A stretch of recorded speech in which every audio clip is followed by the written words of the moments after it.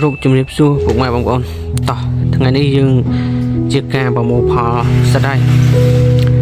ថ្ងៃនេះវាជាថ្ងៃទី3ដែលពួកខ្ញុំប្រមូលផលហើយផ្សិតទាំងអស់នេះវាកំពុងតែពេញបេះហើយមើលចូលបងប្អូនថ្ងៃនេះដែរដល់ថ្ងៃប្រមូលផលជាលើកទី3បងប្អូនហើយម្សិលមិញប្រមូលផលបាន100គីឡូជាងចាំថ្ងៃយើងបាន100គីឡូ150ជួការទៅអាកាសធាតុទៅតាមអំណោយផលទៅតាមអាកាសធាតុបងប្អូននេះអាកាសធាតុវារៀងក្តៅយើងអាចបានច្រើនតែអាកាសធាតុវារៀងត្រជាក់យើងប្រមូលផលទៅបានច្រើននេះអានេះសម្រាប់អំបេះណាបងប្អូននេះធំណាស់បងប្អូននេះស្អាតណាស់ហើយសិតតែពេញបេះបងប្អូននេះ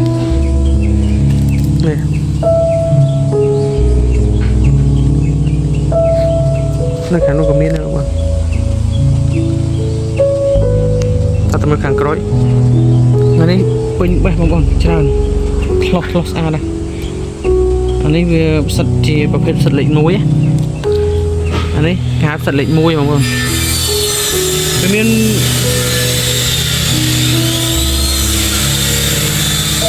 ផ្សិតលេខ1ផ្សិតលេខ2គេទៅណាបងប្អូនវាមានតាមប្រភេទផ្សិតហើយផ្សិតយើងនេះសិតប្រភេទផ្សិតប្រភេទលេខ1ល្អបងប្អូននេះថ្ងៃនេះអាចបានច្រើនថ្ងៃនេះអាកាសធាតុវារៀងក្តៅហើយច្រើនគួរសមបងប្អូនណា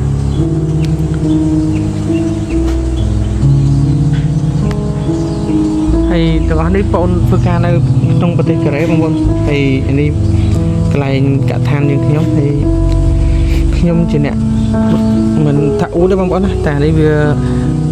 យើងជាអ្នកមើលការខុសត្រូវហើយយើងដឹងពីអាយុកាលពីរបៀបរបបអញ្ចឹងណាហើយអានេះក៏មានបំណងចង់បើកនៅខ្មែរដែរបងប្អូនតែយើងត្រូវការចំណាយដើមទុនរៀងច្រើនបន្តិចទៅលើម៉ាស៊ីនត្រជាក់ណាហើយផ្សិតនេះចំពោះផ្សិតនៅខ្មែរមានទេបងប្អូនមានតែផ្សិតស្ងួត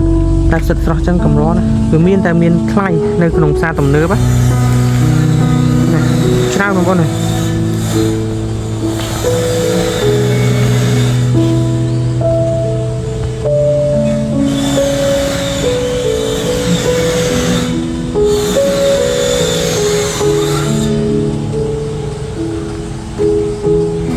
ច្រើនបងប្អូន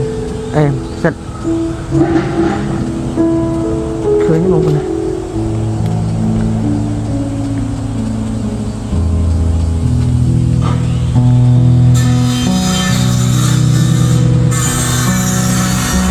មានតែថតបង្ហាញជូនបងប្អូនទេព្រោះថាបងប្អូនធ្វើខាងកសិកម្មមានតែអញ្ចឹងមានតែថតខាងកសិកម្មតែជូនបងប្អូនហើយចំពោះអ្នកនៅខ្មែរត្រូវការសិតនេះដែរតែដល់យើងមានម៉ាស៊ីនត្រជាក់មានអីសម្រាប់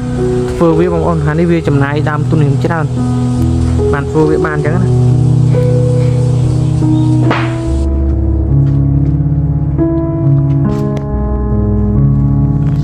ហើយអានេះវាបើគិតជាអាយុកាលមកវារៀងនេះដែរបងប្អូនអាយុកាលវាអានេះខ្ញុំដាក់ពីថ្ងៃ1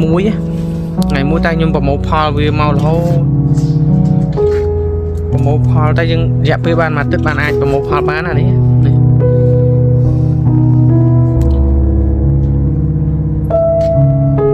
តែមួយអាទិត្យបានប្រមូលផលហ្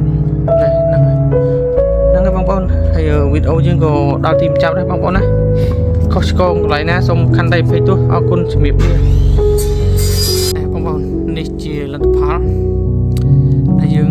បេះបានថ្ងៃហ្នឹងបងប្អូនការពីព្រឹកយើងបេះហើយការពីព្រឹកយើងបេះនេះជាលទ្ធផលសិតដែលយើងបេះក្នុងមួយថ្ងៃបងប្អូនវាអានេះយើងបេះក្នុងមួយថ្ងៃហ្នឹងបងប្អូន9កញ្ច្រែង100គីឡូជាងបងប្អូន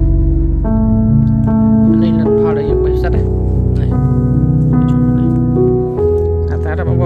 សិតប្រភេទសត្វអេនេះជាប្រភេទសត្វអេលក់បានថ្លៃបងប្អូននេះអានេះយើងនេះរោងបេះរោងហ្នឹងប៉ុណ្ណឹងតែមួយរោងណានេះអានេះហើយអាហ្នឹងតែមួយរោងឯងក្នុងរោងហ្នឹង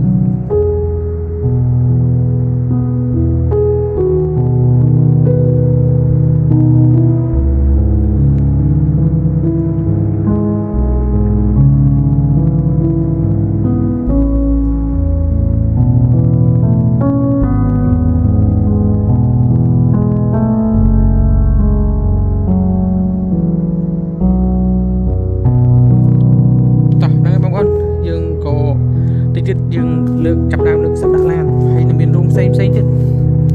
នោះចំណែករោងផ្សេងទៀតក៏មានដែររោងទាំងអស់ហ្នឹងគេចាប់ដើមដាក់ដុំហើយបងប្អូនតោះ